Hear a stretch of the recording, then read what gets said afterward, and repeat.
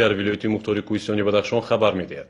13 июни соли 2022 дар пайи идомаи чорабиниҳои оперативи ҷустуҷӯӣ ва нишондоди айбдоршаванда Аёнбеков Толиб Абдурахмонович соли таваллудаш 1966 саркардаи гурӯҳи муташаккили ҷиноятии маҳаллаи заводи нони шаҳри Хорух дар шоҳидии шахсони холис ва дар ҳузури писараш Абдурахмонов Асанали Толибович дар хонаи шахсии ӯ ки дар кӯчаи Аёнбеков хонаи 58 шаҳр воқеъ мебошад миқдори калони силоҳу муҳимоти ҷангӣ мусодира карда шуданд.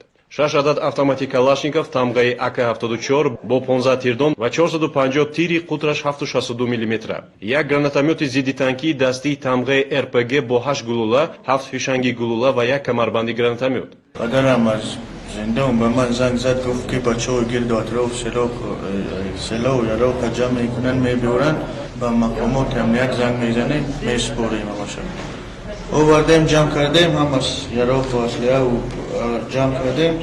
На 6 адад автомат, 15 та магазин, 400 тир, 1 та гранатомёт, 8 та снаряду, 8 та заряду, подсумка.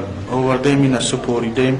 Ман шахси холис Нуралишоев Мутеб Абдузамонович дар ҳақиқат дидам яроқ